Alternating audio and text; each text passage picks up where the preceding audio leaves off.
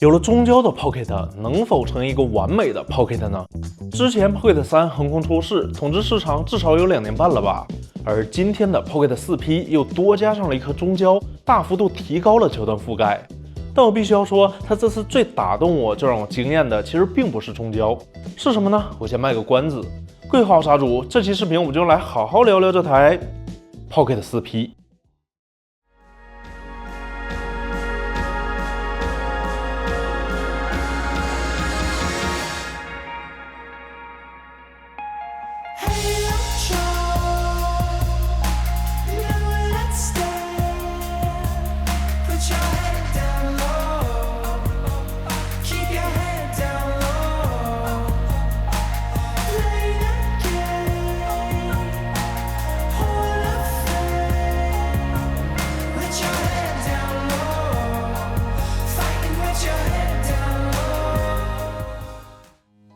我们先来看这颗新加入的中焦，它的焦段是60毫米，底也是1.28%，其实和现在手机的超大底潜望是差不多大的，但它有3个优势是手机比不了的。第一，它的光圈有 f1.8， 这就意味着它的夜景不敢说有多强，但在绝大多数场景它都是高度可用的。而且这颗中焦支持 D-Log， 不是前代那种 D-Log-M 哦，是正经的 D-Log， 所以它的极限也非常高，这个我们后面会详细说。另外，中焦还有一个很大的使用场景，那就是拍人，而更大的孔径也就能带来更强的背景虚化能力。基本上半身拍人，它都能比较明显的区分开主体和背景。从背景虚化也能引出 Pocket 4P 的第2点优势，就是它的中焦是直立镜头，而非像手机一样的潜望，所以它的焦外光斑是正常的圆形，而非大部分手机的方形。这几点加起来，就让 Pocket 4P 在夜景人像中，不论是画质还是焦外的氛围感，都能与手机拉开明显的差距。那至于第3点优势，想必大家都能想到，就是物理云台。大疆云台的稳定性应该不会有人质疑吧？这里我想讲的是它更进阶的玩法——跟踪。Pocket 4P 的跟踪非常强，像常规的跟踪正脸、侧脸、简单的遮挡都太小儿科了。我们来看这组高难度的，这是用中焦在夜景跟踪后脑勺。这期间不断有其他人干扰，而 Pocket 4P 依然能牢牢锁住目标。而且它不只可以跟踪人，它还可以跟踪椰子。这段拍摄时我完全没动啊，全部都是由 Pocket 4P 自己跟踪的。在这种简单场景中，它已经能从容容的替你长镜了。对于摄影小白可以说非常友好了。同时，对于更专业性的运镜来说，它也能起到很好的辅助作用。我们配合跟踪去做一些环绕啊，甚至希区柯克这样的高难度镜头，会发现实现难度都更低了。还有一个非常重要的点就是车拍，因为车拍是要上吸盘把相机固定在车外，那么设备越大，不说什么固定成本这些，危险性就会越高，这是最重要的。所以 Pocket 的身材在车拍中的优势，甚至比手持中还要更大。而如今 Pocket 4P 有了中焦和这个非常强的跟踪，那真的是如虎添翼。中焦带来的压缩感让我们更好构图，也更容易拍出车的高级感。而且这些镜头基本是不需要我操作的，只需要在手机 App 中选中主体，它就能自己跟出这种效果。这就是一个优秀跟踪的作用，它能极大程度的降低高难度运镜的门槛。现在每个人，不管是专业还是爱好者，都能更轻松的完成之前看似复杂的镜头调度。我想这也是大疆做智能化跟踪最重要的意义。OK， 接下来我们说一下这颗中焦的日间表现。首先，它的画质是挺不错的，尽管放到电脑、电视这种大屏幕上看也不会露怯。但如果和自己的广角比，它确实也没那么锐。大家可以给这个中焦画质打个分。同时，它的6倍是有 SA 的，对比 5.9 倍，6倍会有非常明显的清晰度提升。哦，对了，现在这2段都是用 D-Log 拍的，也就是说它 D-Log 情况下也能触发 SA， 这点绝对好评啊。另外，我们都知道 Pocket 4系列的广角是支持 4K 240帧的，而这次新加入的中焦居然也能支持到 4K 200帧，升格这一块真的是非常强了。接下来我们讲讲1倍的广角。Pocket 4P 广角所用的传感器与 Pocket 4是不同的，这次的广角新加入了 Lofic， 不知道是什么不要紧啊，反正它给人最直观的感受就是夜景提升巨大。我们可以看一下接下来这段素材的夜景表现，顺便也听听普通用户，也是之前 Pocket 3用户是怎么评价这颗新中焦的。我觉得这次它加入这个3倍之后，无论是拍风景啊，还是拍人都更好构图了一些。因为我自己平时用手机来拍照的话，就很喜欢用3倍来拍。就我感觉这次它加入这个3倍之后就更完善了嘛。平时要是拍我自己的话，可以用1倍；要是拍那个其他东西的话，就可以多用3倍来拍了。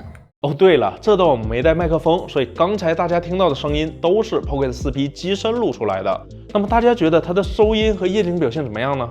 我觉得是超出预期的强。我们主要来说画质啊，它不再会有之前那种明显的涂抹感，就只要不是那种极暗环境，它的画质都是清晰且锐利的。那为什么同样是1英寸，加了 Logic 夜景就能提升这么多呢？核心就是动态范围，而 Logic 的目的就是为了大幅度提升动态范围。动态范围提升了，高光就不容易过曝，暗部的画质也会更好。而夜景中很多时候我们的人脸或者被摄的主体都是偏向暗部的，所以动态范围变强了，整体的夜景表现就变强了。另外前面也提到过 Pocket 4P 这颗广角的白天画质非常锐，大家可以看一下效果，已经很接近传统相机的画质了。当然还有 4K 240，恐怖如斯。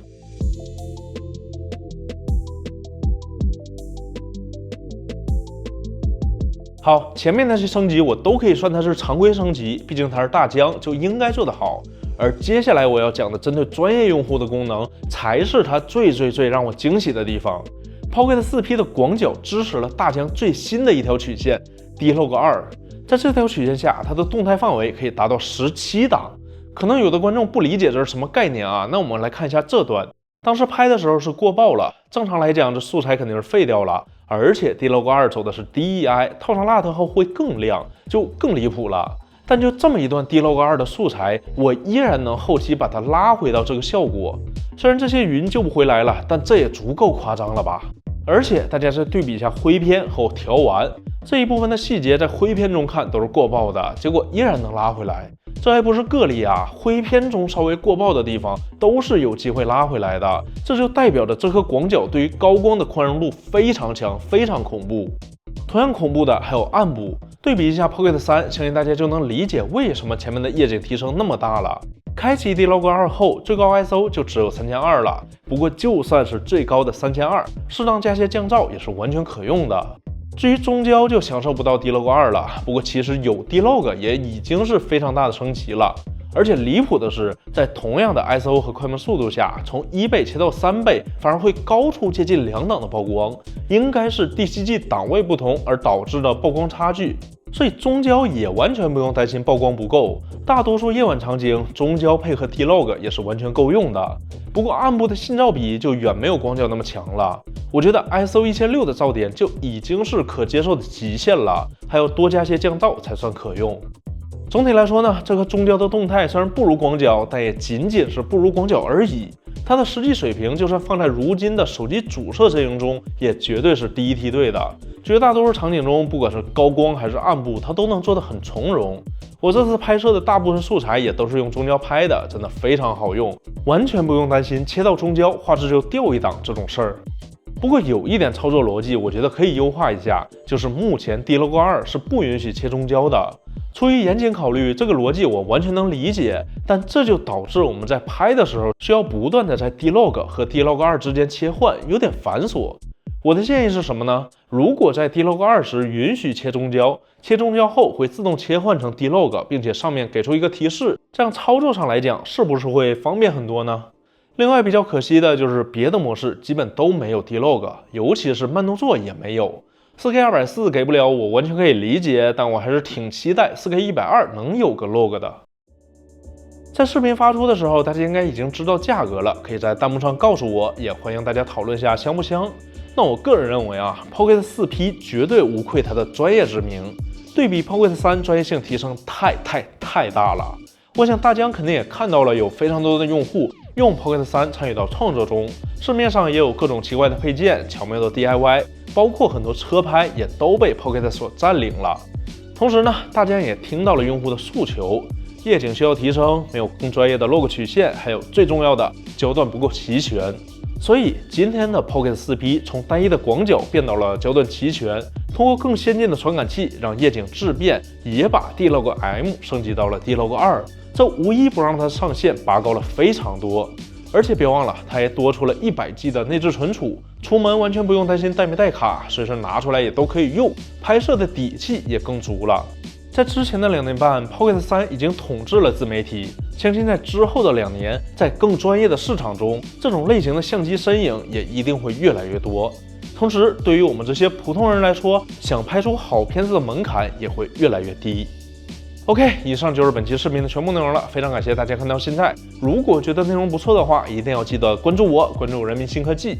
我是阿朱，我们下期再见。